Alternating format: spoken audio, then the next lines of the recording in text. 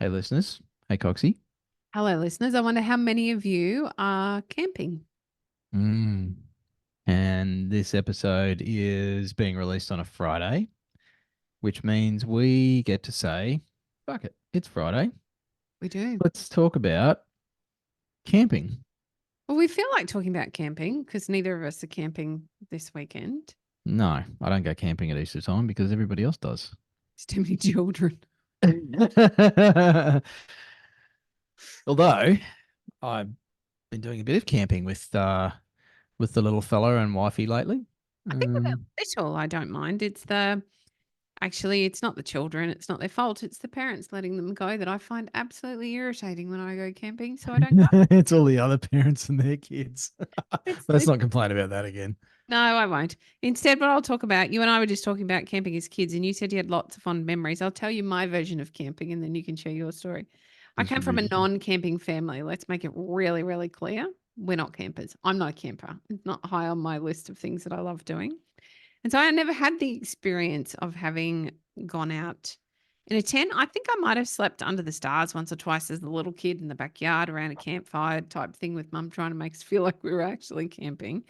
But our extent was dad bought a baby shit green combi caravan when I was a teenager, Oh, like the most embarrassing point in your teenage years. I've got a photo of one here, Nick. Strapped my brother's surfboard to the roof of it, and we used to drive up and down the coast on the weekends, and that was our version of camping. And look, I've got some fond memories about it now, but no, it wasn't that green. It was a baby shit green. That's a Oh. nice, pleasant green. And that's as close as I got to camping until, oh, I don't know. Oh, when I had my kids, when my kids were really little, somehow my husband talked me into going camping in a tent. As you screw up your face. It was fucking awful. uh, Absolutely woeful. And more recently, no, I won't tell all of my story all at once. You tell us about yours. You said you had some good memories, and I'm looking at your I little van you do. used to go away in as a kid, and I can't understand how you can have any good memories in that thing. Well, as I was saying before we hit record, I suspect I have fond memories. You know, when you do things as a kid and it's like, oh, I have such fond memories. And it's kind of like some of the Instagram posts, you know, it's Instagram versus reality. And you go back and you see the photos, or you go back to the place where it's like, yeah, we used to go to this place as kids. It was awesome. And you go there now and it's like, oh, wow, it's a shithole. Because as grown-ups, it's very different to when you're kids because you don't have that like fantasy filter. No.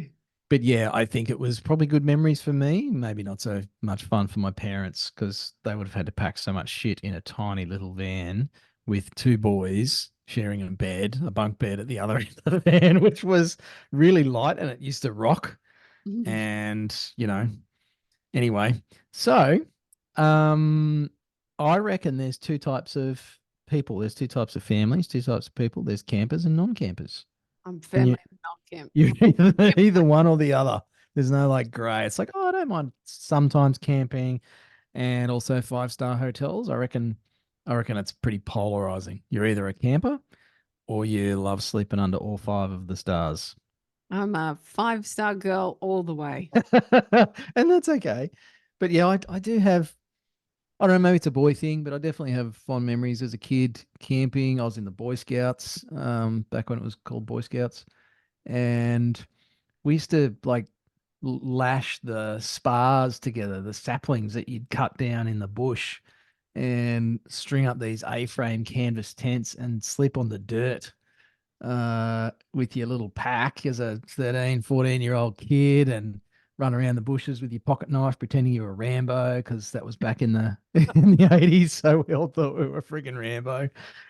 Uh, and from there, it just kind of was always part of it was in my blood. You know, you get those things from your parents and progressed from that to when I was a young bloke out on my own, sort of sleeping in tents out of the back of the 4B. And then that turned into a big canvas tent that fitted me and the girlfriend. And then it progressed from there to a camper trailer. And that's where I stopped because I just can't come at a caravan. That's for old people. Okay, well, I've tried the caravan. Here comes the rest of my story. Progressed onto a camper trailer. That thing got too That rough didn't when it last was long. out. It was shit. It was hot. It was just dreadful. So I thought, okay, I'll give the whole caravan thing a go. Well, I've just had my last journey in a caravan. Well, at least a caravan. I'm not Put it opposed to that giving way. a nice 5-star caravan a go, but I'm done with this one. It is this van and I we've You're separated. It's breaking all up. over. You're breaking up. It's uncomfortable. There's nowhere to comfortably sit. There's no bathroom in the darn thing. You got to walk over to the amenities block. And geez, isn't that a treat? I am just not a camper. I'm not going out in that thing ever again. The beds are too tiny. There's no water pressure. Like, I can't find a thing right with it. Whereas, I'm obviously from the other camp. I'm a camper, and they're just all part of the experience, Coxie. I don't want an experience. I want to go and lay on a beautiful, soft, king size bed with a pillow menu. Someone knocking on my door to say, "Here's your luggage, ma'am. Would you like to order something from room service?" I want to. I I have don't. a pillow menu in my camper trailer. Do you? You have a pillow or no pillow. I want no pillow. And when you forget to take your pillows, it's no pillow. I did that once. Oh my gosh. Actually, the first trip, um, this is my ex-wife, so this is going back like I don't know, a long time, couple decades. The first trip we did I built a camper trailer with my old man when I was in my early 20s. Anyway, it was basically a mattress inside an enclosed box trailer that actually used to cart my windsurfing gear around. cut a hole in the side and put a caravan window in it. Forgot the pillows, forgot the doona. Went camping up in the back of the sunny coast in the middle of winter, and it was fucking freezing. And it was raining, so we couldn't warm any water for like a bird bath or anything. And the only showers at the state forest campground were cold showers. It was fucked. Pretty much summed up the whole relationship, really. But anyway, probably should have known after that camping trip. It's like, I think I'm being sent a signal here. Well, that's certainly what my single meant all the way back when we took the kids in a tent. Yeah, There no, you go. See, yep. maybe there's something in this, Coxie. Your first camping experience with your partner is an indication of what's to come. I reckon this is going to bring the hate mail. That There's a might have flipped a few whole lids. bunch of fellas sitting out there thinking about. Now, let's talk about reversing the camp trailer or the caravan and how many arguments that brings along. It's Oh, that's the yeah, most that's joyous thing. And amazing. everybody's always sitting there looking at you. It's not like this code of conduct in a caravan park or wherever you put your caravan that's like, oh, don't look at the new people. Nobody look. Just give them some space. Let them argue in peace. Let's all turn around. No, That's they're all part of the staring there with their joy. big googly eyes. That's part of the joy of staying in a caravan park is you get to watch everybody else and give them the evil eye because they can't back their 700-foot caravan with their brand new, 300 series cruiser. It's like all the gear, no idea, mate. Let's just say I don't have the gear and I've got no idea. I can't back anything up and it does not go well. I've got some good friends that are tripping around Oz at the moment, and they're doing it in a pretty sure it's a 21-foot van and one of those massive off-road dual cab Isuzu truck things. Like this thing is as long as a freaking road train.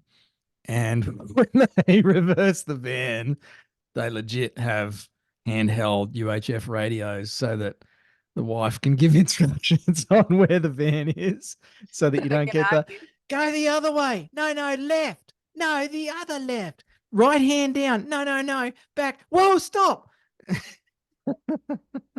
It's the person who's doing the reverse and getting out of the car. And the look on their face when they get they're always cranky. They're always pissed off and they've had enough. Oh dear. Oh, I Why do hope we do that it? I don't know. I'm sitting here thinking about our listeners, and I really hope none of you are listening to this in the car on the way to the campground, Or having ready the to podcast on while reverse. you're reversing the van, the brand new van. Oh dear. Why I turn up at 5 o'clock in the morning, Coxie, so nobody else can watch me. I did make the mistake of giving the steering wheel controls to the ex once like, here, you reverse the thing, and then I'll give you. I thought, well, I'll give the instructions, right? I'm a sensitive new age guy. I'm willing to let go of control.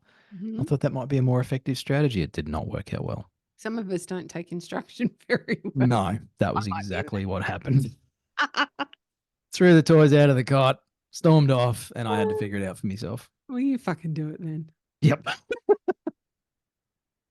Anyway, we're uh we're staying home this Easter because Mhm. then we don't have to go camping, Coxie. Yep, in my king size bed with my own pillow menu. And okay, I don't have room service, but I'm pretty sure I could rustle up one of the kids for one of the afternoons to, Yeah. or maybe the cats could help me out. Bring me a wine.